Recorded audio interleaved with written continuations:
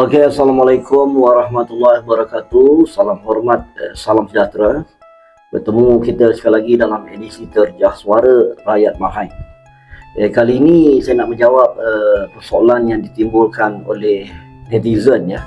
Dia tanya kenapa kita tak buat operasi ataupun terjah secara diam ketika di medan warisan baru-baru ini.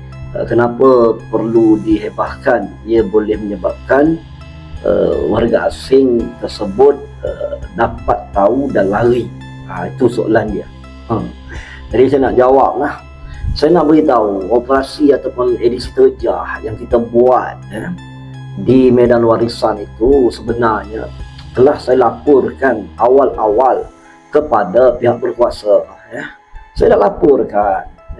Saya dah bagi maklumat secara detail, saya dah berikan apa saja yang mereka perlukan dan mereka dah berjanji untuk menghubungi saya untuk tindakan selanjutnya termasuk membuat operasi menyiasat dan sebagainya. Jadi saya tunggu tak ada. Dan dalam masa yang sama saya dapat maklumat warga asing Bangla kosong ni yang beratus orang yang duduk dekat medan warisan ini bersiap sedia untuk cabut, bersiap sedia untuk meninggalkan kawasan itu dan berpindah ke tempat lain.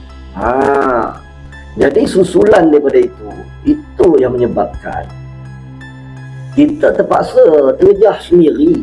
Sebab kalau kita nak tunggu pihak berkuasa, macam-macam yang dia nak gambar lah, dia nak dokumen-dokumen, nombor telefonnya orangnya, manalah kita nak dapat. Kita ni bukannya bersama dengan warga asing itu.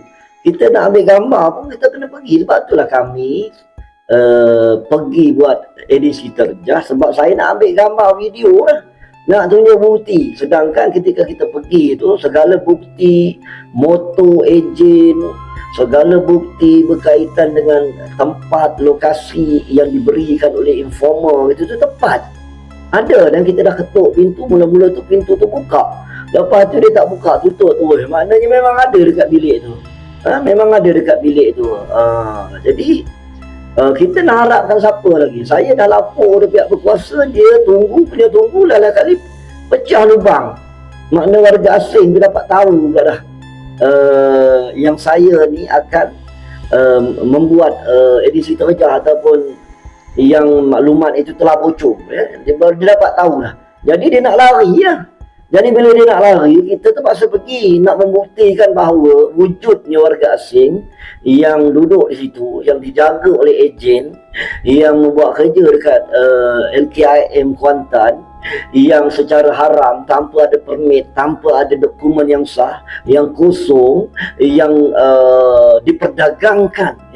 Ini perdagangan manusia ni. Jadi yang salah dari segi undang-undang.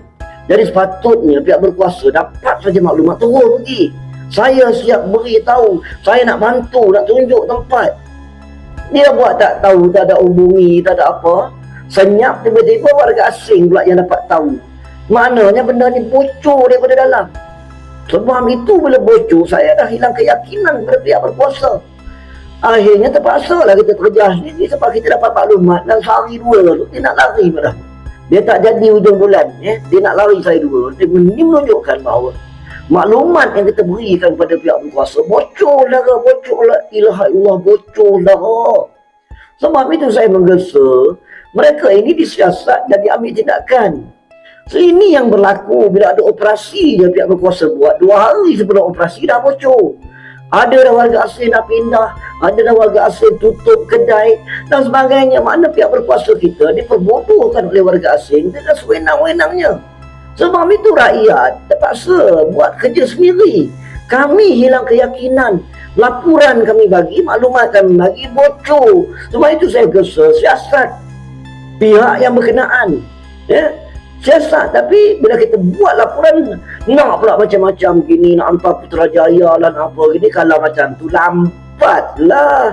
Sebab itu saya selepas ini laporan-laporan, aduan-aduan tentang kepincangan yang berlaku dalam isu warga asing ini, Kita terpaksa lapor terus. Kalau polis kita lapor ke Bukit Aman. Kalau SPRM kita lapor ke Putrajaya. Kalau immigration kita lapor ke Putrajaya. Benda-benda ni kita kena lapor tu kepada HQ, nampak gayanya. Lapor di Kuantan bocor. Siapa yang bocorkan ni? Tolonglah.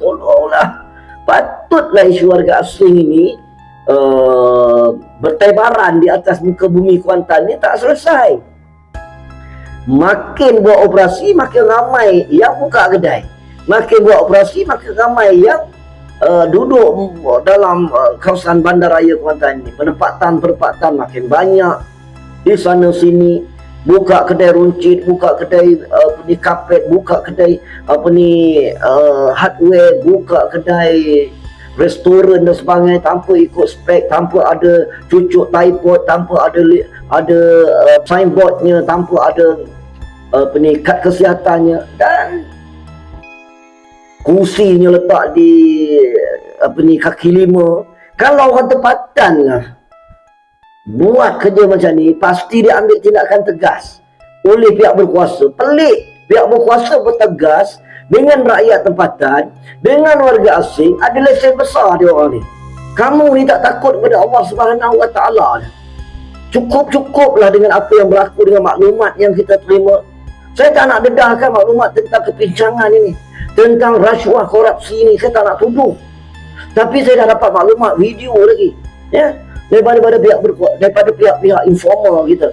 Cukuplah dengan yang dah berlaku. Ambil tindakan tegas terhadap warga asing ini. Tolonglah, kami dah tak daya dah. Kami takut mereka jajah negara kita akhirnya. Mereka kontrol ekonomi, mereka ambil alih. Bukti dia, jalan pasar, jalan Bukit Ubi, medan warisan, semua mereka dah conquer. Tolonglah, takkan nak biarkan mereka gunakan nama wanita tempatan. Mereka kahwin, entah betul, entah kahwin data ke tidak dekat negara ini, kahwin dekat Thailand, kesahan. Oh, teruk betul lah. Tolonglah pihak berkuasa, buat kerja dengan jujur kerana Allah Ta'ala. Kamu ada integriti, yang sampai hilang kepercayaan rakyat kepada pihak berkuasa. Sebab itu saya terpaksa bersuara dengan jujur dan ikhlas. Sebab inilah punca yang menyebabkan lambatkan warga asing ini dibiarkan. Kerana kamu tidak buat kerja dengan amanah dan jujur, berdasarkan keliling, berdasarkan SOP yang telah ditetapkan. Biarkan mereka.